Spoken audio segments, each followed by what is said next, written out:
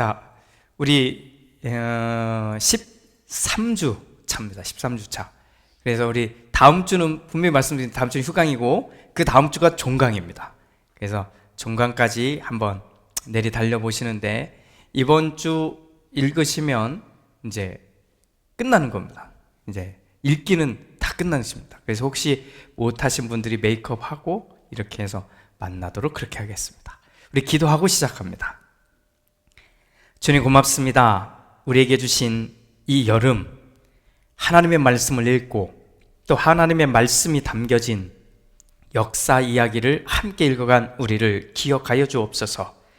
하나님의 말씀이 이 땅에서 이루어진 그 모든 이야기들 속에 우리가 보고 느끼고 알아가야 될 것들을 분명히 우리에게 담아 주실 줄로 믿습니다. 오늘도 그와 같은 이야기 속에 하나님이 우리에게 알기를 원하시는 소중한 것을 담아가는 우리 모두가 되게 하옵소서.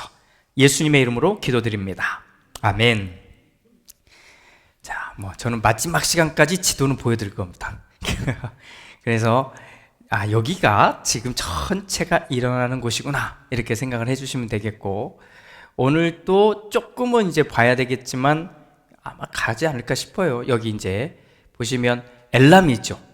여기 밑에 오른쪽에 지금의 여기가 이제 이란입니다. 이쪽 오른쪽은 이란인데, 그리고 엘람이 있고 여기 있는 요 지역을 조금 기억해 주시면 됩니다. 왜냐하면 이제부터 보게 될 나라들 속에 메데라고 하는 나라가 있어요. 메데라고 하는 나라는 저 엘람 위쪽입니다. 이게 북동쪽 이렇게 있는 쪽이고, 그리고 엘람에서 오른쪽으로 가면 거기가 페르시아입니다. 나중에 이제 페르시아 제국이 되는 이제 그 제국의 이야기가 이제 거기서부터 시작됐다 보시면 되겠고, 엘람 왼쪽 살짝 왼쪽이 바벨론이잖아요. 이제 바벨론 위로 올라가면 아시리아 이렇게, 그다음 왼쪽으로 더 요즘에 투르키에라고 부르는 쪽으로 가면 아나톨리아가 되겠고요. 밑으로 내려오면 시리아, 레바논이 되겠고, 쭉 더 내려오면 이스라엘 이렇게 되겠죠. 그리고 시나이 반도가 있고 이집트가 있고, 요르단도 있지만 요르단도 좀 걸쳐 있으니까, 그러니까 이 지도 정도는 이제 머릿속에 딱 담아두시고, 오늘날 나라로 보면 이제 이렇게 분포가 돼 있다. 그래서 이란이라는 나라, 그다음에 우리가 이제 마지막에 조그맣게 볼 엘람 왕국이 이란과 이라크, 쿠웨이트 요 사이쯤에 있는 게 엘람이거든요. 이제 거기, 그다음에 주로 성경에서 가장 많이 등장하는 아시리아라든지 이런 바벨론 제국은 다 현재 이라크라고 보시면 됩니다. 이라크. 그리고 이제 시리아, 우리가 보통 얘기하는 하란이라든지 우리 구약을 읽었던 때 나온 나라들이 시리아가 이제 하란이라든지 이런 데 이제 걸쳐 있는 거다 보시면 되겠고, 이렇게 쭉 내려와서 사우디아라비아도 있고 요르단, 그다음에 이스라엘, 이집트 이렇게 있습니다. 자, 이건 그 옛날 얘기니까 역시 오른쪽 끝에는 엘람이 있구나. 그다음에 바빌로니아 쭉 올라가면 아시리아 이렇게 있는 이야기가 되겠습니다. 역사 이야기 쭉쭉 왔었지만 간단히 그림을 보게 되면 이게 중기 아시리아 제국 시대, 미타니 왕국 끝나고 중기 아시리아라고 하는 아시리아가 다시 확장하고 있는 모양이라고 말씀드렸어요. 아시리아가 저 진한 보라색부터 시작해서 점점 확장해 가고 있고, 확장해 가고 있을 때 남쪽에는 여전히 바벨론이라고 하는 그 조그만 나라들이 이게 모여가지고 있었어요. 이렇게 있었던 것들이 아시리아가 전부 다 지배하게 되면서 이런 모양으로 다 바뀐 거죠. 전체가 아시리아로 싹 다 바뀌어간. 그래서 지금 지도에 이제 등장하게 되지만 여기 보면 여기가 페르시아죠. 맨 오른쪽 끝에 페르시아라 해서 끝자락 엘람이 있는데 이쪽 끝자락에 페르시아가 있고요. 메데가 이 위에 있습니다. 메데가 이 위에가 메데 페르시아. 이제부터 이제 우리가 보게 되겠지만 저 메데와 바벨로니아라고 하는 바벨론, 신바벨로니아가 둘이 힘을 합쳐서 아시리아를 쳐버리는 거거든요. 그래서 이런 이야기들 좀 다룰 겁니다. 저 메데와 바벨로니아가 힘을 합쳐서 아시리아를 쳐버립니다. 그래서 아시리아 제국이 사라지는 거죠. 그리고는 메데에서 하나의 속국처럼 있었던 사람이 왕이 고레스입니다. 고레스가 메데를 칩니다.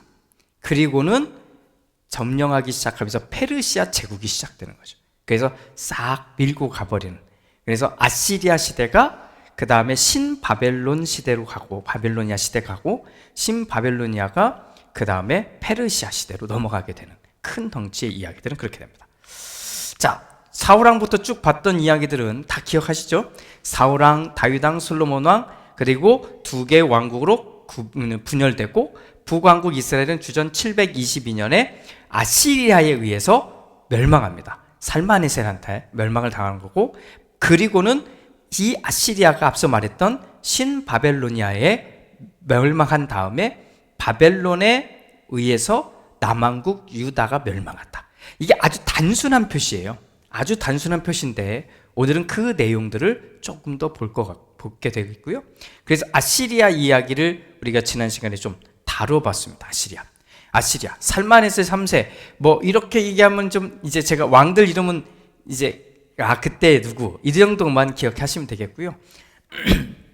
아무튼 이 세대가 죽으면서 한 80여 년간 쇠퇴기를 맞이했다가 디글랏 빌레셀 3세 이 사람이 등장하면서 다시 다시 힘을 얻기 시작한 거죠.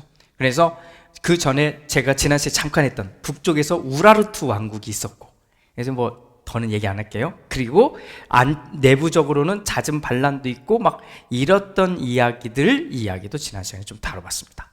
자, 우리 성경 우리 다시 교재로 돌아와 보면 아시리아 정복 시대입니다. 아시리아 정복 시대.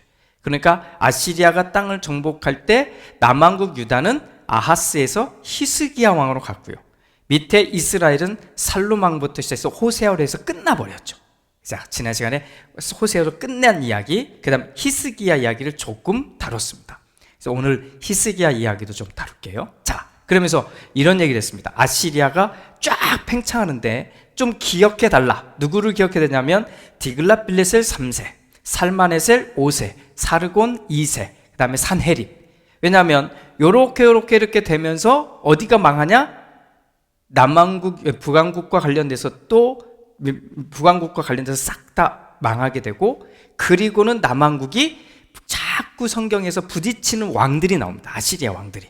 이때 나온 왕들의 이름들이 저기까지 디글랏 빌레셀 3세, 살마네셀 5세, 사르곤 2세, 산헤립.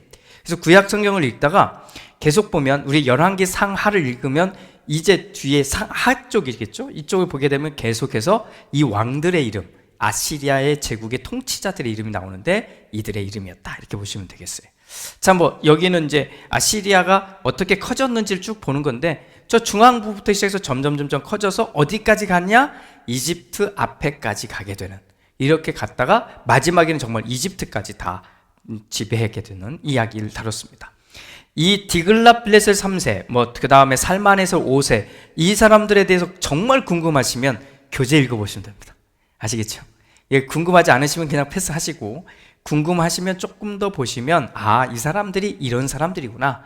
북왕국 이스라엘을 멸망시킨 사람이 누구냐? 살마네셀 5세입니다. 5세. 그래서 이 사람에 의해서 북왕국이 끝났구나. 이런 이야기들 이제 우리가 보면 되겠죠. 자, 북왕국 이스라엘과 아람이 무너진 이야기. 지난 시간에 여기까지 했습니다. 딱 제가 여기까지 설명을 드렸어요. 그래서 남유다는 위기죠. 국가적 위기가 처했는데, 사실은 저 위에 아시리아가 있고 남쪽에 이집트가 있는 거거든요. 그런데 그래서 이 아시리아가 밀고 내려와서 이 북왕국을 치니까, 이스라엘을 치니까 위기는 어디로 오냐? 남쪽에 있는 조그만 거거든요.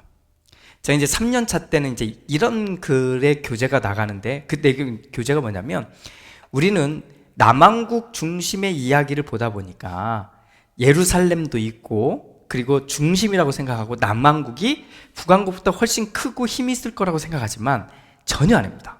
비교가 안 되게 북왕국이 훨씬 힘이 셉니다. 돈도 많고, 우리가 오늘날로 말하면 경제력도 훨씬, 군사력도 훨씬 큽니다. 비교가 안 돼요. 그러니까 이 소위 하면 북쪽에서 내려오는 엄청난 힘인 아시리아의 세력을 북왕국 이스라엘이 막아줬던 거예요. 그동안 북왕국 이스라엘이 막아줬는데, 이 북왕국 이스라엘이 사라지면 제일 큰 위기는 더 힘이 없는 남왕국 유다인 거죠. 그래서 남왕국 유다가 그 상황에서 어떤 선택을 하고 있었는가 라고 하는 걸 보시면 되겠고요. 지난 시간에 마지막에 이렇게 했어요. 그렇게 북왕 저쪽에 아시리아가 내려오고 이집트가 꿈틀꿈틀거리고 있을 때 남유다는 어떤 상황이냐면 두 명의 걸출한 왕이 나옵니다. 첫 번째 왕이 히스기야 왕이고 두 번째는 요시야입니다. 이 두 명의 왕에 의해서 남왕국 유다가 다시 한번 힘을 얻어요. 근데 놀랍게 힘을 얻을 땐 북쪽과 남쪽에서 더 이상 힘을 쓰지 않아요. 다른 일이 벌어졌어요. 하나님 앞에서 정말 제대로 살려고 했던 왕이라고 나오니 저 큰 세력들이 힘을 잃은 것처럼 되어 있다가, 약하게 있다가 이 두 명의 왕을 끝내고 나서 이제 소위 가면 하나님을 잘 따르지 않게 되자 이 힘들이 확장을 해서 이 남왕국 유다를 멸망시키는 이런 데까지 몰고 가는 이야기가 이제 오늘 우리가 다룰 이야기입니다. 자, 바벨론이 등장한 겁니다. 아시리아가 굉장히 컸잖아요. 근데 바벨론이 이런 겁니다. 전체가 지금 아시리아가 다스리고 있을 때 형태가 이 초록색입니다. 여기에 바벨로니아가 요만큼 있는데 여기서 쓰기면 이렇게 표현해야 될지 모르겠어요. 꼼지락 거리기 시작하는 겁니다. 조금씩 도시들을 모아갖고 꼼지락 하면서 점점 하는가. 잘 생각해 보세요. 저 아시리아가 아까 같이 큰 제국이었는데 저 남쪽에서는 바벨론이 꼼지락 거리고 있는 거예요. 그 신경이 안 쓰이겠냐고요. 사이즈로 보세요. 사이즈로 보면 바벨론이 이 정도 사이즈인데 유다는 요만하거든요. 아시겠죠? 조그마해요. 비교가 될 수가 없어요. 그러니까 아시리아 입장에서는 유다는 눈에도 들어오지 않아요. 그런데 바벨론이 꼼지락 거리죠. 저 이집트가 꼼지락 거리는 거예요. 그러니까 이 신경이 온통 그쪽에 쏠려 있었다. 이렇게 보시면 됩니다. 이렇게 해서 되어졌는데 1530년경에 히타이트 제국에 의해서 바벨론이 멸망한 뒤로 거의 한 800년 되겠죠? 그 정도 이상 이 소위 하면 완전 역사에서 사라진 듯이 보였던 데가 바벨론입니다. 근데 이 바벨론이 하나씩 점점 힘을 갖기 시작하는 겁니다. 아시리아가 힘을 잃어버리면 줄어들면 다시 힘을 갖기 시작한 시대가 바로 요 시대입니다. 그래서 바벨론으로 패권이 바뀌게 되는데 그때 우리가 좀 잘 봐야 되는데 이유가 뭐냐? 아시리아가 이게 참 어려운 거죠. 아시리아가 망한 케이스는 아버지의 정권을 이어받은 두 아들이 싸웁니다. 이게 이제 참 어느 나라든 참 그런 것 같아요. 그래서 왕자들끼리 싸우는 거예요. 무려 4년 동안 막 싸우고 있는 거예요. 자기들이 내가 왕이다 싸운 거예요. 자, 그러니 싸우고 있는 동안 나머지 나라들은 구경한 게 아니잖아요. 점점 그래 자기들끼리 싸우고 있네. 그럼 우리는 우리의 힘을 길러야지 해서 힘을 잘 기른 나라가 어디냐? 바벨론입니다. 힘을 쫙쫙 기르고 있는 거죠. 그 사이에. 그래서 싸움이 끝났어요. 그 왕자들끼리 싸움에서 끝났어요. 그래서 내가 이제 왕이네 하고 딱 봤더니 이제 내 땅이 별로 없는 거예요. 이해가시죠? 4년 동안 싸우는 동안 각 곳곳에서 반란 아닌 반란들이 일어나서 이미 자기 땅들을 다 차지해버린 겁니다. 그러니까 저 밑에 이집트까지 싹 점령했던 아시리아가 이제 본국에 힘이 없으니까 이집트는 이집트대로, 바벨론은 바벨론대로, 저 위에는 위에대로 다 하고 나니까 아시리아가 가만히 이제 정신 차리고 세상을 돌아보니 내 땅이 별로 없는 거죠. 그래서 결국은 망하게 되는 이 길을 접어들게 됩니다. 이게 바벨론의 등장부터 아시리아 멸망까지 이어지는 이야기가 되죠. 참고로 이 시기에 급부상한 민족이 있습니다. 요 시기에 민족이 어디냐? 메대입니다. 메대. 아까 이제 제가 소개드렸잖아요. 메대. 이 지도를 보면 여기가 메대입니다. 여기 메대. 여기 보이시죠? 이쪽 오른쪽 위에 카스피해 바다 밑에 쪽에 여기가 메대입니다. 이 메대가 등장하기 시작합니다. 오늘날 우리가 그 쿠르드족이라고 그 아프가니스탄 전쟁이라든지 시리아 내전이라든지 이럴 때 보면 쿠르드족이라고 하는 말이 많이 나옵니다. 이 사람들이 도대체 누구야?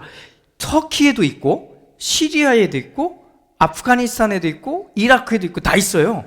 이 사람들이 다 누구냐라고 하면 조상이 이 메대 사람들입니다. 그래서 메대 사람들이 훗날 쭉 내려와서 쿠르드족이 되는데, 그래서 이 사람들은 어디에도 섞이지 않습니다. 이게 그 현대사를 이해할 때도 이 메대를 모르면 쿠르드족을 이해할 수가 없는 거죠. 지금도 계속 신경 쓰는 겁니다.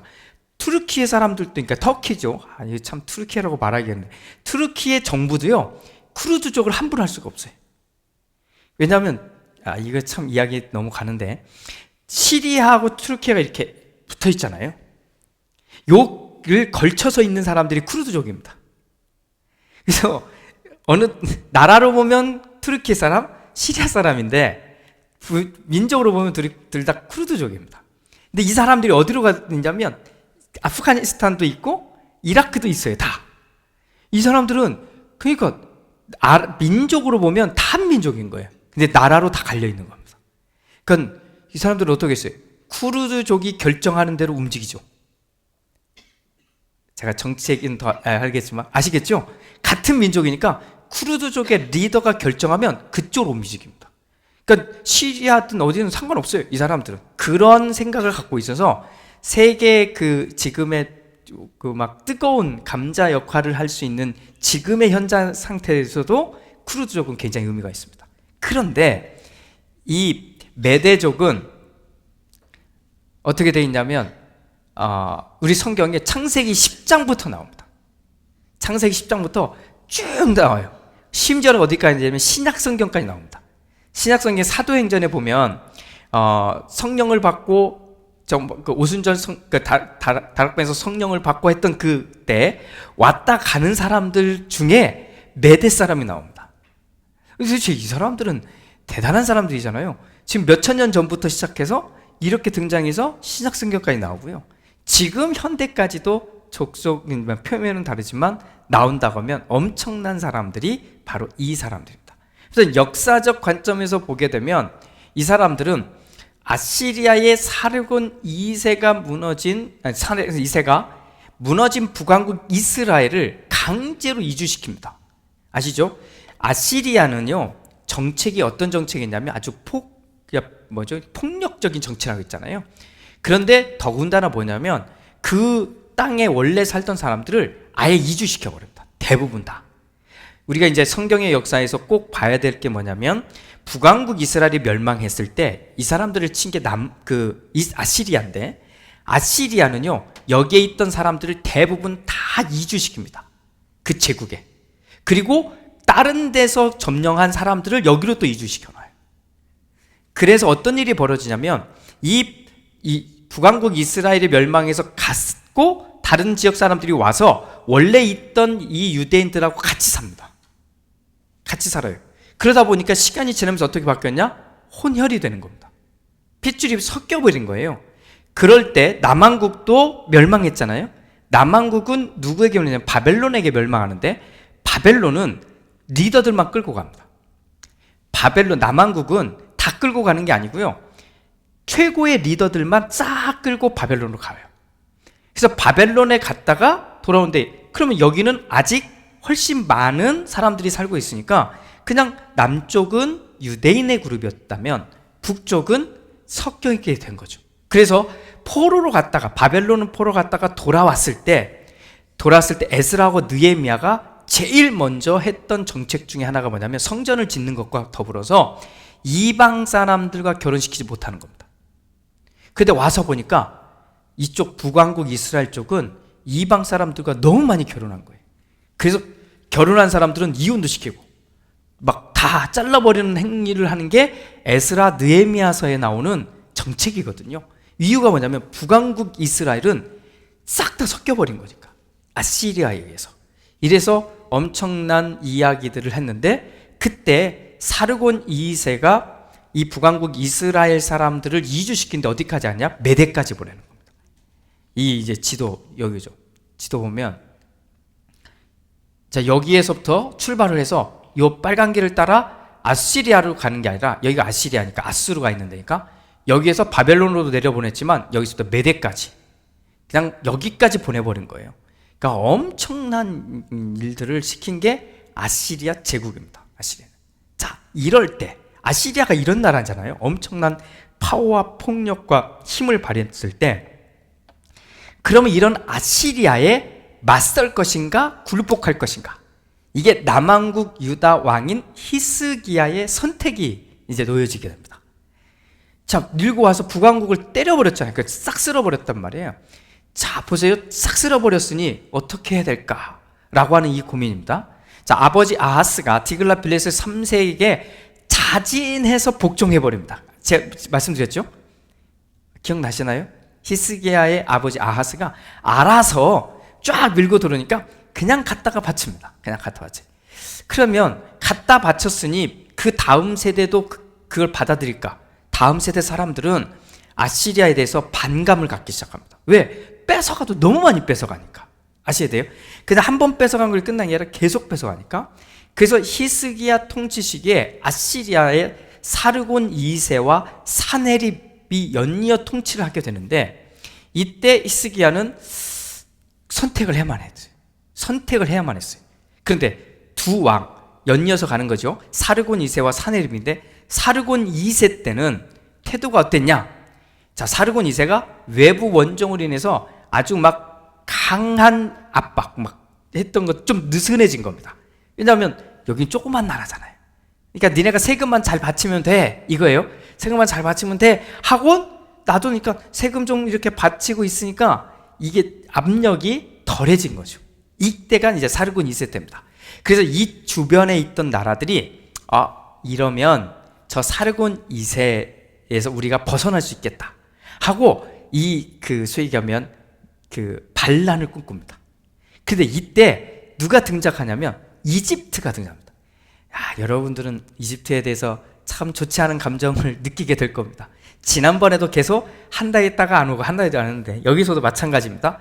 이 상황에 이집트가 세력을 쫙 키우고 있어요.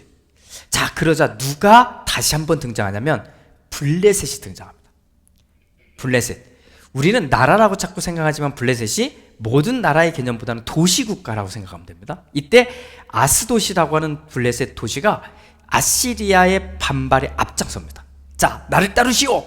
우리 다 같이 이 기회에 일어나서 우리 이 아시리아의 그 포갑에 우리가 한번 자유를 쟁취합시다 하고 일어납시다 했을 때, 에돔도 모압도 유다, 여기 유다죠, 다 함께 하기로 합니다. 그리고 누가 원조를 약속했냐면 이집트가 도와주겠다 이렇게 얘기합니다. 자, 그런데 남왕국 유다는 의견이 갈립니다. 사람들이 의견이 갈려요. 이때 히스기야는 이사야 선지자의 권고를 듣습니다. 이제 이게 잘 들으셔야 돼요. 이제 성경에 이사야서를 읽을 때의 느낌을 좀 사셔야 됩니다. 이사야가 언제 사람이냐라고 하면 히스기야 왕 때 사람이에요.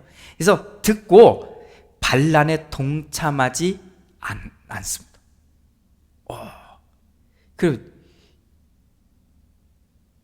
그러니까 이사야는 아시죠? 다 막아요. 예루살렘 거리를 허리만 이렇게 동이고, 그리고 막 뛰어다니면서 이집트를 신뢰하는 것이 얼마나 어리석은 것인가를 막 외칩니다. 계속 외쳐요. 이게 이사야서 20장 얘기거든요. 그러니까 이 장면이 뭐냐? 저 위에 아시리아가 팍 쳐서 북왕국이 멸망한 거예요. 그걸 보고 누구죠? 히스기야가 이거 어떡하지? 하고 있을 때, 보니까 우리는 잘 안 하네? 저 사르곤 2세가 다른 데 신경 많이 쓰고 있네? 그리고는 블레셋이 일어나고 막 일어나서 이때가 기회구나. 이집트가 또 도와준다고 하니 그럼 이때가 기회구나 하고 뛰어들려고 하다가 이사야가 막은 겁니다. 자, 이 무렵에 바벨론 지역은 어떻게 보면 자, 이 바벨론 아시죠? 바벨론이 꼼지락꼼지락 거린다고 했었잖아요. 이때 바벨론에서 막 반란들이 일어나니까 진압합니다. 왜냐하면 거긴 덩치가 크거든요. 그래서 가서 진압하고 하는 일들에 앞장섰던 겁니다. 이때. 자, 그런데 뒤쪽 딱 반란을 점제하고 나서 가만히 봤더니 쟤네들이 또 가네? 그래서 군대를 이끌고 와갖고 싹 쓸어버립니다. 어디만 살아남았어요? 동참하지 않은 유다는 살아남은 거예요. 그래서 블레셋이 얘네들이 앞장서서 했잖아요. 그러니까 블레셋을 그동안은 점령하고, 야, 니네 어떻게 할래? 했더니 우리 세금도 잘 바칠게요 해가지고 자기들끼리 알아서 지내게 만들었는데 안 되겠다. 얘네들이 주범이네. 싹 쓸어버리고 소위 말하면 아시리아에서 총독을 파견해버립니다. 그래서 우리가 직접 할 거야. 그래서 자기들이 직접 다스리는 나라를 만들어버린 거죠. 그러나 여전히 일단 피한 겁니다. 딱 피한 거예요. 이렇게 됐는데 이집트는 어떤지 아세요?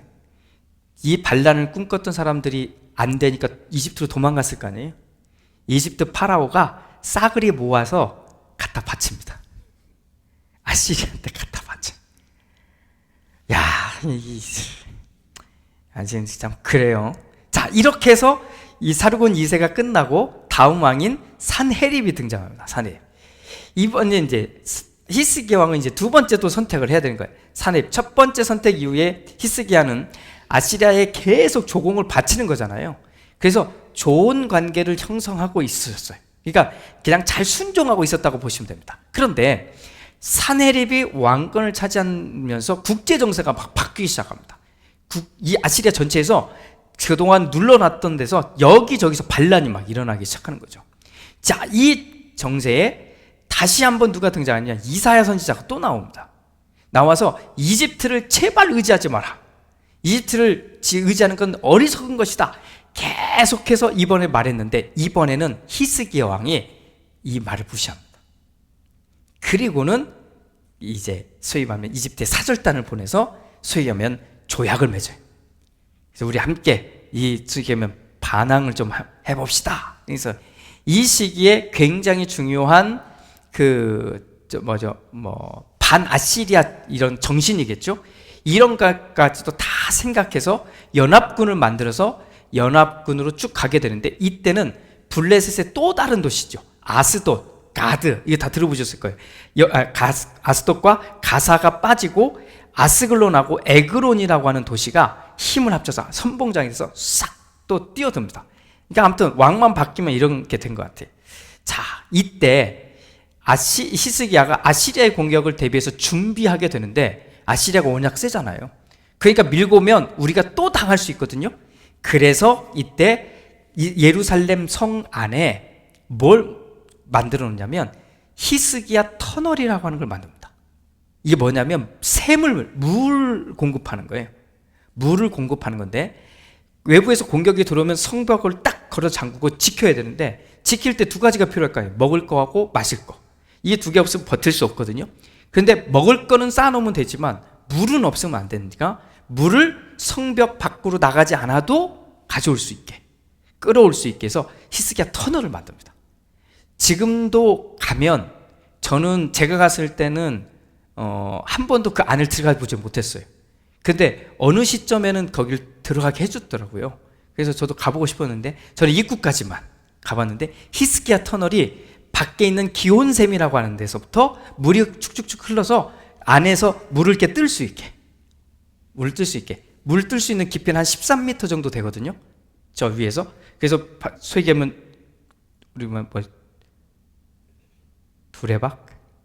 두레박을 내리면 물을 뜰 수 있는 이 샘을 저 히스기야 왕 때 만듭니다. 마지막 이제 전쟁을 하면 그렇게 하려고. 그런데 산헤립은 자기가 왕이 되자 4년 동안 여기저기서 일어났던 반란을 잠재우는데 온 힘을 다 쏟아요. 그냥 다 쏟아요. 그래서 주전 701년이 되자 드디어 이제 이쪽 반란을 일으킨 유다 이쪽 서부 원정이거든요. 서쪽의 원정을 떠날 수 있었습니다. 자, 우선 페니키아의 도시국가들이죠. 페니키아는 원래 옛날부터 되게 강했지만 아무튼 얘네들이 먼저 일어나니까 여기부터 치고 그러니까 쭉에서 지금 시리아 레바논이죠. 여기를 다 치고 내려옵니다. 그래서 여기 왕들을 도망가고 다 해서 다 잡고 이게 쭉 해서 밑으로 내려온 거죠. 그래서 내려오게 됐다가 어디까지 갔냐? 반란을 일으킨 아까 아스글론, 에그론 이런 그 다음에 유다까지 내려와서 치려고 하는 겁니다. 자, 이때 이집트 군대가 밀고 올라옵니다. 자, 이번엔 도와주겠다고 한 거 했으니까 다시 또 올라온죠. 그런데 에그론을 구하려고 했다가 여기서 다 패합니다. 싹 다 패합니다. 아시리아 군대에 그냥 엄청났던 거예요. 그래서 여기서 떠올릴 수 있는 게 이사야 말입니다. 이집트 믿지 마라. 이집트를 믿지 마라. 아시리아의 적수가 될 수 없었죠. 그래서 블레셋의 모든 도시를 점령해버리고 히스기야 왕이 버티는 유다만 남게 됩니다. 유다만 딱 남게 돼요. 그래서 사네립이 46개나 되는 유다의 성읍들이 쭉 있는데 모두 다 항복시키고 주민들을 포로로 끌고 갑니다. 그래서 예루살렘 성만 남겨두는데 이때 히스기야의 모양이 어때요? 새 장에 갇힌 새처럼 보였다고 말하는 거죠. 이렇게 사네립이 밀고 내려와서 예루살렘을 포위하고 고도의 심리전을 벌입니다. 어떤 거 있어요? 뭐 너네가 버틸 수 있으면 버텨봐 이거거든요. 딱 바깥에 다 해놓고. 그래서 이 안에 갇혀있던 히스기야가 뭐 백성들이 너무나 벌벌 떨었던 거죠. 이 위기에 히스기야는 다시 한번 이사야 선지자의 도움을 요청합니다. 이때 이사야 선지자가 오히려 시온의 불가침, 즉 다시면 하나님이 계신 성전이 있는 이 시온은 어떻게 해서든지 멸망하지 않는다고 선언합니다. 야, 이때 놀라운 거죠. 그래서 이사야 선지자가 이 아시리아가 하나님의 인내를 지나치게 시험하고 있다고 본 거예요. 이놈들이 어떻게 하나님이 하고 있는 이렇게 계신 곳을, 또 하나님이 거룩하게 구별한 곳을 어떻게 칠 수 있어? 하는 아주 그냥 못된 심정으로 받아들인 거죠. 이 상황들을. 자, 그렇게 판단하고 예루살렘은 결코 점령되지 않는다는 말로 히스기야를 응원합니다. 이게 이사야의 이야기입니다. 자, 이때 이집트의 파라오가 히스기야를 돕기 위해서 원정을 다시 옵니다. 그런데 여기에서 또 패하고 돌아갑니다. 그러니까 계속해서 이집트는 배신을 하거나 좀 와도 패하고 가거나 계속 어떻게 보면 이집트가 아니었으면 이쪽은 좀 다른 선택을 좀 했을 텐데 이렇게. 하지만 예루살렘은 멸망하지 않습니다. 이유가 두 가지입니다. 두 가지 나오는데 사네림의 군대가 돌림병으로 인해서 마비가 되었기 때문이라고 봅니다. 갑자기. 두 번째는 사네립이 급히 자신의 원래 본국이죠. 거기로 되돌아가지 않으면 안 되는 어떤 소식을 들었어요. 내용은 나오지 않아요. 그래서 다 포위하고 이제 끝나야 되는데 이걸 끝내지 못하고 싹 돌아가 버립니다. 유다가 멸망하지 않아요. 이게 거의 비슷한 시기에 일어났다고 보는데 우리는 이제 성경을 읽는 입장에서 보면 어떤 이유에서든 이사야 선지자의 말, 시온은 하나님의 성전이 있는 곳은 무너지지 않는다, 점령되지 않는다, 이것이 그대로 실현된 사건인 거죠. 왜? 유다가 뭐 어떤 힘이 있어야 되는데 힘은 없잖아요.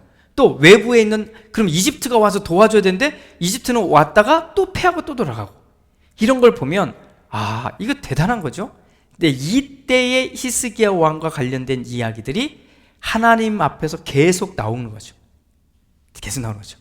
병이 들었다가 다시 좀 살려주세요 해서 나오는 것들 다 보면 이 히스기야가 이사야 선지자의 말을 들을 때와 듣지 않을 때가 달라진 거예요. 이런 이야기들이 우리가 보고 있는 이야기가 되겠습니다. 이런 아시리아가 이제 되돌아가면서부터 결국 망해가고 있다고 하는 이야기가 이제 우리 교재에 제가 그 다음에 쭉 설명하고 있는 내용들이 되겠습니다. 그러니까 아시리아의 최고의 영토였던 그 제국이 점점 줄어들기 시작하는데 이 히스기야의 다음 왕이 므낫세거든요. 므낫세 왕부터 시작해서 점점 줄어들었다, 이렇게 보시면 됩니다. 오늘은 그 이야기를 좀 다루겠습니다. 자, 히스기야 왕 다음이 므낫세입니다. 므낫세예요. 그 다음에 아몬, 요시야, 여호아스, 요아김, 요아킨, 그 다음에 시드기야까지 갑니다. 여기 그 이스라엘 왕조에도 역시 김씨 왕조가 있었더라고요. 우리 한국 왕조는 김씨가 없었는데 여호아김까지 있어요. 원래 이름은 엘리야김입니다. 저 사람은 엘리야김인데 여호아김이 된 겁니다. 아무튼 이렇게 좀 들어가 보면, 자, 북왕국 이스라엘이 아시리아에서 멸망을 당하고 나서 남왕국 유다만 남게 됐잖아요. 이때부터 굉장히 살얼음을 걷는 겁니다. 왜? 므낫세 앞에가 히스기야인데 히스기야 때 이미 아시리아가 내려와서 다 끌고 갈 정도까지, 예루살렘만 남겨놓고 다 정복이 될 만큼 위기까지 왔었잖아요. 그리고 넘겨받은 게 므낫세입니다. 자, 히스기야 잠깐만 더 이야기해 가면 히스기야는 아하스에 이어서 무려 42년간 통치한 겁니다. 그러니까 히스기야 왕이 굉장히 오랫동안 통치한 거잖아요. 그러니까 굉장히 흥행한, 하나님이 볼 때 그래도 인정받았던 왕 가운데 하나였다. 왜? 첫 번째는 종교적으로 보면 다윗과 같은 행동을 한 겁니다. 다윗과 같이. 설명하면 길지만, 두 번째는 사르곤 2세 때 몸을 낮췄지만 사르곤이 죽고 산헤립, 아까 얘기했던 산헤립 왕이 등극했을 때 반역을 도모하긴 했어요. 그런데 마지막은 결국 누구한테 도움을 요청해요? 이사야에게. 그 이사야에게 도움을 요청했다는 얘기는 결국 하나님께 도움을 요청한 거잖아요. 그리고 이제 죽을 병에 걸렸다가 기도해서 15년간의 생명을 연장받습니다. 자, 이 말은 하나님이 자기를 살려줬다는 걸 인정하는 거잖아요. 그럴 수밖에 없는 사건. 그래서 병에서 회복된 뒤에 바벨론에서 사신이 옵니다. 이제 우리 성경 이야기를 보게 되면 사신이 오는데 이 사람들이 예루살렘에 방문합니다. 이 사람들하고 잘 지내보려고. 그 사람들은 북쪽의 아시리아하고도 잘 지내야 되고 남왕국 유다하고도 잘 지내고 또 딴 데도 갈 수 있겠지만 일단 성경에는 그렇게 등장하거든요. 목적은 딱 하나예요. 그들과 함께 잘 지내는 길을 바라는 거죠. 그런데 이런 행위에 대해서 이사야가 또 히스기야를 혼냅니다. 성경에 보면 참 많이 나와요. 이게 보면 히스기야는 또 혼났네. 또 혼났네. 왜 혼났냐면 이번에는 그 사람들이 왔는데 자기가 얼마나 많은 걸 가지고 있는지를 다 보여줍니다. 근데 그것만 보여준 게 아니라 성전에 있는 것까지 싹 다 보여줍니다. 그냥 이 온갖 이거 보물들이잖아요. 이걸 다 보면서 온갖 자랑을 다 한 거예요. 그랬더니 이사야가 뭐 하셨어요? 이렇게 물어본 거예요.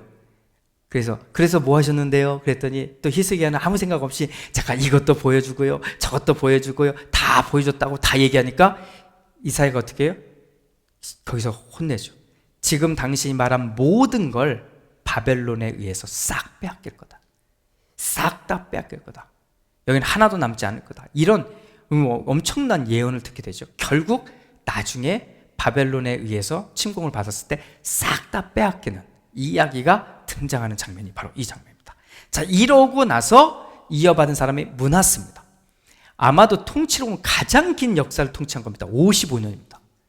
므낫세가 55년간 통치해요. 물론 첫 11년은 히스기야 왕이 섭정을 한 거죠. 자기가 어떻게 될지 모르니까 이미 왕으로서 수업을 하면서 왕권을 넘겨주고 했었지만 그럼에도 불구하고 44년이면 굉장히 긴 거고 엄청난 거고 전체로 보면 55년.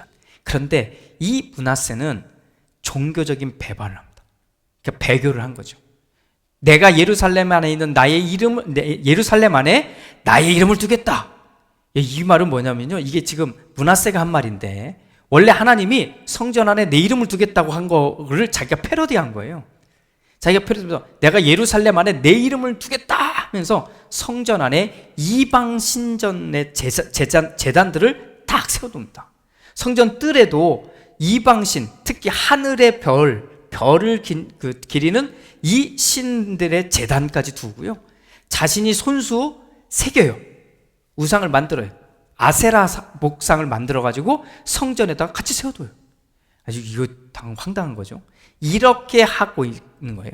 아버지의 그 하나님을 따라가는 걸 배반하고 그리고 온전히 악을 행했다.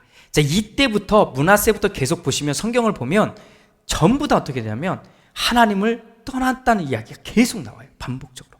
하나님이 싫어하는 걸 했고 하나님이 원하지 않는 걸 했고 하나님을 떠났다는 이야기가 계속 반복되는데 여기도 마찬가지예요. 그래서 결국 그 징벌로 인해서 아시리아 왕에게 포로로 잡혀갔다가 돌아오긴 합니다. 회개했기 때문이에요. 자, 포로로 끌려갔어요. 그런데 회개하니까 돌아오긴 했어요. 그런데 돌아와서는 그나마 잘했죠. 이방 제단을 싹 쓸어버리고 성전 예배를 다시 한번 세팅한 사람이 누구냐? 므낫세입니다. 자, 므낫세. 자, 두 번째 아몬은 아버지 므낫세에 이어서 22살부터 2년간 통치합니다. 이 아몬은. 근데 아몬은 아버지처럼인데 이 아버지는 뭐냐면 회개하기 전 아버지입니다. 회개하기 전 아버지처럼 우상을 숭배하고 결국 우상 숭배하자 신하들이 암살을 해버립니다. 그러니까 아직 유다 땅은 그런 땅이죠. 살아있구나, 뭔가. 이러면 안 되지 하면서 왕을 암살하게 되는데 성경의 기록 보면 이 왕을 암살한 사람을 잡아 잡아서 또 처형합니다. 왕을 죽였다는 이야기겠죠. 아무튼 이런 이야기만 짤막하게 등장하는 게 이 아몬이라고 하는 왕입니다. 이어서 등장한 게 요시야입니다. 지난번에 아까 말씀드렸듯이 걸출한, 그러니까 분열왕국 시대에서 걸출한 왕 2명을 뽑으라고 하면 한 사람은 히스기야고 한 사람은 요시야거든요. 근데 요시야가 등장합니다. 아버지 아몬이 죽었잖아요. 소위 하면 암살당해서 죽은 거잖아요. 그래서 왕으로 갑자기 등극했는데 왕으로 등극한 나이가 8세밖에 안 돼요. 8살에 등장해서 31년간 통치하니까 사실 8살짜리가 뭘 알겠어요? 그러니까 어릴 때는 그냥 지나가다가 16세, 소위 말하면 유대인들 사이에서는 어른이 된 거거든요. 16세가 되면서부터 어떻게 바뀌냐? 이제 진정한 왕으로서의 행동을 하기 시작합니다. 그 첫 번째 행동이 다윗의 하나님을 찾기 시작합니다. 왜? 아버지 때 망가졌잖아요. 그래서 아버지 때 망가지니까 암살을 당했다면 아직 어릴 땐 잘 몰랐는데 16세가 되자 우리는 신앙적인 것부터 다시 세팅해야 되겠구나 하고 16세 때 이 일을 하고요. 20세에 우상을 제거하기 시작합니다. 이제 소위 딱 힘을 얻은 거죠. 딱 해서. 그리고 26세 때 과감한 종교개혁을 일으킵니다. 물론 지금까지도 종교개혁이지만 26세 때 이거 꼭 기억해 주십니다. 그가 왜 그렇게 종교개혁을 했느냐? 여호와의 율법책을 발견합니다. 맞죠? 힐가야라고 하는 대제사장이 성전을 보수하다가 율법책을 발견한 거예요. 자, 그러면 이 사건은 우리 해석을 잘해야 됩니다. 그럼 그 이전에는 율법책이 없었던 얘기잖아요. 이해되세요? 성전도 있었고 다 있는데 율법책이 없는 거예요. 그러다가 어디로 사라졌는지 모르는데 어딘가 감춰져 있던 율법책을 이 대제사장이 성전을 보수하다가 발견했네? 그리고 그걸 읽어보니까 그동안 자기네들이 알고 있었던 그 말씀이 쫙 다 적혀 있잖아요? 이걸 왕에게 갖다 줬는데 이 요시야 왕이 그걸 읽고는 이거지, 이게 기준이지 했던 거예요. 그럼 이 말을 되돌려보면 그동안 이스라엘은 뭐 했냐는 거예요. 유다 땅은 다 어떻게 했냐면 우리 아버지가 이렇게 말씀하셨어. 우리 할아버지가 이렇게 말씀하셨어. 물론 유대 사회는 암기하는 게 기본입니다. 암기하는 게 기본인데 이게 증거가 없었어요. 그렇게 내려온 거야. 다 전해진 말들을 기준한 거야. 야, 우리 할아버지가 이건 이렇게 하라고 그랬어. 왜? 성경에 율법에 이렇게 하라고 했으니까. 그러면 사람들은 자기가 이 율법을 못 읽었단 말이에요. 그냥 그렇게 해오는 건 줄 알았던 거예요. 이렇게. 그러니까 경험으로만 아는 겁니다. 저 할아버지 때 가보니까 그때는 이렇게 잘했더니 하나님이 잘해주셨네? 근데 아버지 때 보니까 하나님을 이렇게 하는 건 떠난 거네? 그러면 이건 안 되겠구나? 이게 다 율법을 보고 기준 세운 게 아니라 경험으로 다 쌓여왔던 겁니다. 그러다가 요시야 왕 때 이 율법이 발견되자 요시야 왕이 이걸 읽으니까 기준이 확실하잖아요. 그래서 이 기준에 맞게 종교개혁을 일으킨 겁니다. 자, 생각해 보세요. 이때부터도 시작됐지만 바벨론 포로로 갔다가 돌아와서 에스라하고 느헤미야가 소위 얘기하면 종교개혁을 또 일으킵니다. 에스라가 사람들 쫙 앞에 모아놓고 다른 걸 한 게 아니라 성경을 읽어줘요. 그때는 이제 언어가 이제 다 다르니까 중간중간에 통역하는 사람들을 세워두고 이 에스라가 하나님의 말씀을 읽어주는데 통역해주는 사람의 말을 듣고 그 말에 모두가 자복하고 회개합니다. 이게 에스라 시대의 종교개혁이거든요. 지금 가만히 생각해보세요. 종교개혁은 우리 기독교로 넘어와서도요, 1500년대 우리가 말하는 개신교가 만들어진 종교개혁, 마틴 루터라든지 찌빙글리라든지 칼빈이 했던 종교개혁을 다 보면 전부 다 하나같이 외치는 게 성경으로 돌아가자는 거잖아요. 하나님의 말씀을 읽어보니, 루터가 보니까 그런 거예요. 카톨릭에서 1000년 이상 쫙 계속 해왔으니 머릿속엔 세팅이 다 끝났어요. 그런데 자기가 20살에 박사가 되거든요. 그 20살에 박사가 된 이 루터가 자기가 성경을 직접 읽어보니까 성경의 이야기하고 지금 로만 캐톨릭에서 저기 교황청에서 말하고 있는 얘기가 같지가 않은 거예요. 그래서 왜 이게 안 갔습니까? 하고 95개의 반박문을 써서 붙인 거예요. 이거는 종교개혁을 하겠다는 의미가 아니라 질문을 한 겁니다. 내가 성경을 보니 우리가 그동안 내가 소속된 교회에서 계속 해왔던 말과 이게 다른데 이거 한번 대답해 주십시오. 성경은 이게 아닌데. 그래서 95개의 항목을 다 해서 질문하면서 딱 붙여놓은 거죠. 물론 그 이전에 교황청에다가 편지도 보내고 다 했는데 대답을 안 하는 거죠. 왜냐면 저 시골동네에 그 조그만 애가 하나 보낸 거니까 그냥 무시해버렸는데 이걸 붙여놓은 거잖아요. 그럼 이렇게 붙인 이유가 뭐냐라고 하면 성경을 읽으니까. 그러니까 오늘 우리도 어떻게 보면 저는 이 말을 꼭 하고 싶은 거예요. 과연 개신교인들 중에 우리가 그렇게 다 성경이 중요하지 않다고 말하는 목회자도 없고 교인들 중에 성경이 안 중요하다고 하는 교인들도 없는데 과연 우리는 성경을 읽고 있을까? 제가 성경 얘기하고 있는데 이 얘기를 처음 듣는 것처럼 하고 있으면 성경 안 읽고 있는 거 아닐까? 성경을 정말 제대로 읽고 있을까? 내가 보고 싶은 것만 보는 게 아니라. 자, 이걸 다시 되돌리면 요시야 왕의 종교개혁은 왜 일어났느냐? 이거예요. 이 앞에까지 다윗의 하나님을 찾자, 그 다음에 우상들을 제거하자 이런 건 경험으로 이미 돼 있었던 거예요. 경험을 자기들이 해온 걸로 보니까. 그런데 진짜 종교개혁은 율법책이 발견되고 율법책을 읽으면서 일어났다는 겁니다.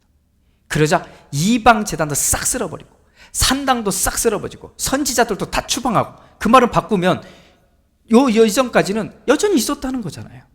있었다는 거예요. 다. 그리고 예배를 드리는 동안 음란 행위들이 있었어요. 종교적 음란 행위들이. 이게 뭐냐면 당시에 이방 종교들은 다 그렇게 했으니까 우리도 그렇게 하는 게 하나님 앞에 제대로 예배라고 생각했던 거예요. 왜? 율법이 없으니까. 왜? 이렇게 해야지 하나님이 좋아하고 하나님이 원한다고 다 섞여버린 거니까. 게다가 인신제사까지 드렸거든요. 사람까지. 그러니까 이런 제사까지 다 드리고 있었던 사회가 유다 사회예요. 그 충격이잖아요. 이런 이야기가 성경에 고스란히 나와 있는 거예요. 요시야 왕 때 와서야 비로소 이렇게 종교개혁했다. 그 말은 이 요시야 왕이 오기 전까지는 이런 일들을 여전히 하고 있었다. 누구도? 히스기야 때도. 아시죠? 이사야가 있을 때도 보면 이거 그대로 하고 있었다니까요. 우리 한번 생각해 보자고요. 이게 없는 얘기가 그렇게 되는 거죠. 그런데 이거를 요시야 왕이 율법을 읽고 나서 깨달은 거예요. 딴 거 아니에요. 말씀만 딱 읽었더니 이건 아니구나 라고 하는 거죠. 이런 요시야, 이 요시야는 이집트의 네코 2세인데 이게 느고, 우리는 느고라고 되어 있습니다. 우리 성경에는 느고를 막으려고 무기또에 갔다가 거기서 전사합니다. 이게 이제 요시야 왕의 끝이 되죠. 자, 그리고는 여호야스, 그러니까 아까 말했던 요시야에게는 3명의 아들이 있어요. 3명의 아들이 있어요. 누구냐면 여호아하스, 여호와김, 그리고 시드기야입니다. 제가 이 얘기는 길게 하진 않을게요.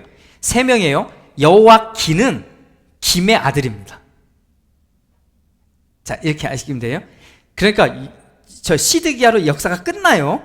다 끝납니다. 이제 남왕국도 끝 이렇게 되는데 마지막 요시야가 이렇게 하나님 앞에서 탁 섰는데 그 다음에 이른 게 여호아하스, 이게 둘째입니다. 첫째가 여호와김입니다. 원래 이름이 엘리야김인데 개명을 한 거예요. 그리고 마지막 셋째가 시드기야입니다. 이렇게 되는 거예요. 짤막짤막하게 얘기하면 여호아스는 그 첫째를 왕으로 안 세운 이유가 뭘겠어요? 뭐 단순하죠.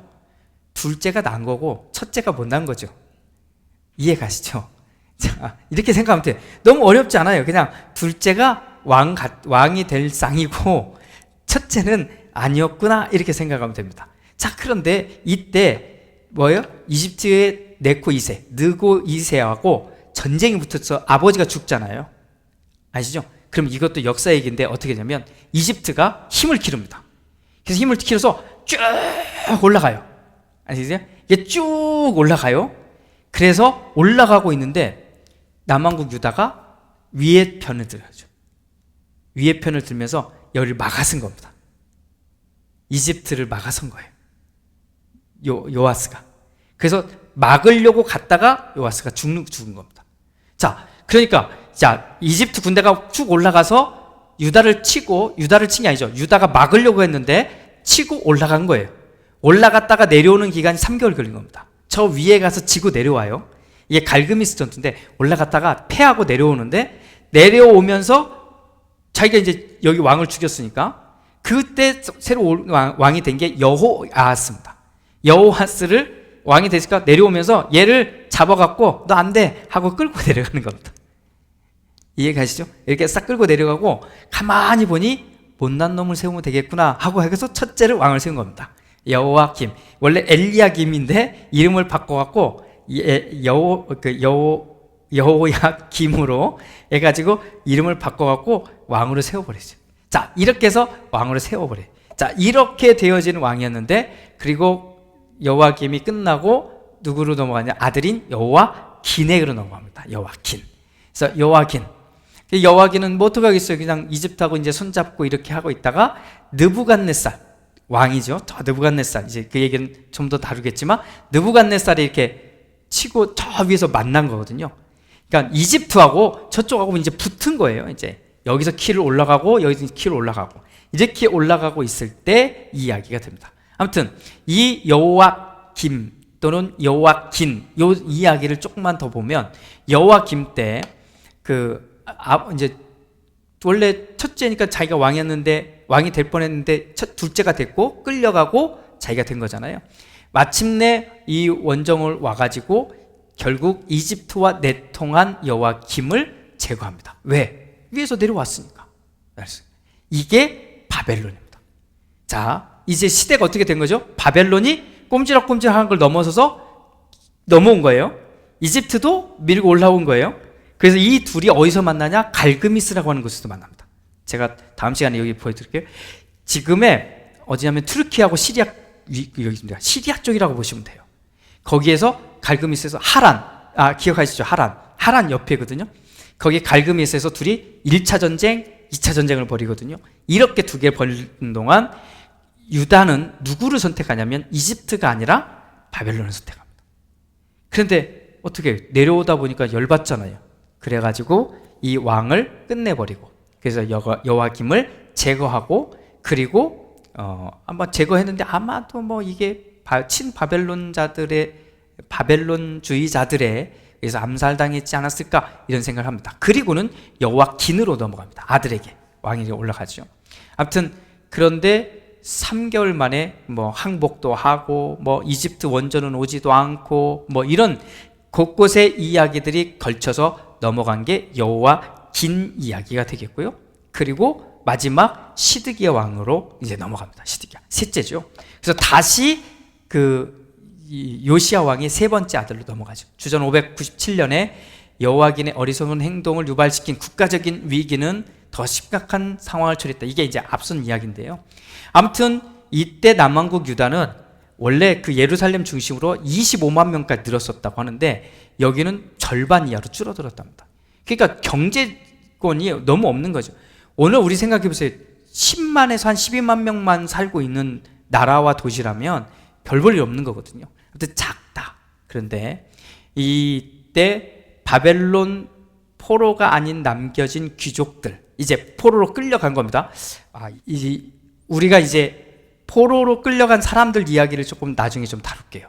자, 이 마지막 왕이 이제 시드기야 왕입니다. 시드기야 왕에 의해서 끝나고 모든 역사가 이제 마무리가 되는 거죠. 유다라고 하는 곳이 회복될 거라고 하는 희망들이 좀 있었지만 사실은 그 희망은 이제 완전히 그냥 잘못된 거고요. 나중에 어떤 일이 벌어지냐면 이런 일이 벌어지긴 합니다. 지금 제가 그 앞에 부분 이제 나중에 설명할 텐데 바벨론 포로로 먼저 끌려간 사람들이 있어요. 이 사람들이 그 사람들을 중심으로 해서 뭐가 일어났냐면 우리는 다시 회복할 거다. 이 이제 운동이 일어나는 겁니다. 자, 다시 회복할 거다. 그래가지고 어디서 반란이 먼저 일어나냐면 바벨론에서 먼저 일어납니다. 바벨론에서 유대인들이 먼저 한번 반란을 일으켜요. 근데 그냥 박살냈죠. 그런데 이 이야기가 여기도 들려온 겁니다. 그래서 여기서도 또 한 번 그럼 우리는 다시 일어날 것이다, 회복할 것이다고 자기들끼리 꿈을 꿔요.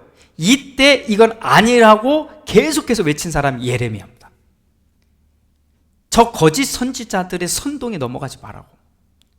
이건 그들이 말하는 대로 될 게 아니라 하나님의 계획대로 될 건데 왜 그들을 선동하냐 해서 막 그 바벨론에 편지도 보내고요. 그리고 여기도 계속했던 이 이야기가 예레미야 선지자하고 관련 있는 겁니다. 자, 아무튼 이렇게 해서 시드기야가 말했던 모든 이야기들이 끝나게 되고 시드기야는 결국 예루살렘이 함락되면서 도망가기까지 하죠. 사실 도망가다가 여리고 부근에서 사로잡혀가지고 끌려갑니다. 그리고는 자기 아들들이 자기 눈앞에서 다 처형당하는 걸 보고 눈이 뽑혀서 끌려가서 죽게 되는, 인생이 끝나게 되는 왕이 시드기야 왕이 되는 거고요. 그리고는 한 달 뒤에 이 느부갓네살 왕의 근위 대장인 느부사리단이라고 하는 장군이 이 예루살렘에 와서 싹 다 무너뜨립니다. 불태워버리고 싹 다 무너뜨립니다. 이게 남왕국 유다의 끝입니다. 그래서 남왕국 유다의 끝이 마지막에 이렇게 끝나버린 거죠. 그래서 이렇게 끝나버린 이야기, 그리고는 예루살렘에 관련된 모든 이야기들이 역사에서 사라집니다. 그래서 완전히 폐허가 된 도시로 남게 되는 거죠. 그리고 뿔뿔이 흩어진 지역들이 됩니다. 이때 사람들이 끌려간 루트가 이 루트입니다. 보시면 여기서 끝나가는, 유다부터 쭉 위로 따라서 올라가게 되고요. 아람 위의 지역을 지나가는 거죠. 이렇게 지나서 이쪽 유프라테스 강을 따라서 쭉 내려와서 바벨론까지 끌려가게 된 겁니다. 자, 그런데 참고로 비교해서 말씀드리면 그거예요. 아시리아는 거의 모든 사람을 끌고 가고 소수를 남겨놨다면 이 바벨론은 지도층만 끌고 간 겁니다. 자, 지도층만 끌고 가면 효과는 뭐가 있는지 아시죠? 남아있는 사람들이 이 힘이 없어요. 능력이 없어요. 어떻게 같이 살아야 되고 어떤 사회를 구성해야 되고 이런 리더십 자체가 없는 거예요. 리더십을 가질 것 같은 애들 싹 뽑아간 거예요. 자, 그러면 반면에 바벨론에 간 사람은 어떨까요? 바벨론에 엘리트들이 끌려간 거죠. 자, 엘리트들이 끌려갔으니 당연히 고생은 했을 거예요. 그런데 우리가 생각하는 것처럼 끔찍하지 않습니다. 고생은 분명히 했어요. 그러나 끔찍하지 않았다. 그리고 이 사람들은 가서 뭘 했냐? 그 도시, 소위 바벨론 도시 안에 살았던 건 아니고요. 그 떨어진 곳에 한 정착지를 마련해 줍니다. 정착촌이 있는 거예요. 거기에 이 소위 하면 유다에서 끌려온 사람들은 여기에, 어디서 끌려온 사람은 저기에 이렇게 살았던 거예요. 자, 그러면서 이 사람들을 바벨론이라고 하는 제국이 어떻게 컨트롤했냐면, 야, 니네 능력 있어? 그럼 니네 일을 할 자리 줄게. 실력 있어? 그럼 올라와. 이렇게 소위 하면 성공하고 할 수 있는 기회들을 줍니다. 그래서 나중에 불과 70년이 지나고 나서요. 이게 첫 번째 끌려갔을 때부터 70년입니다.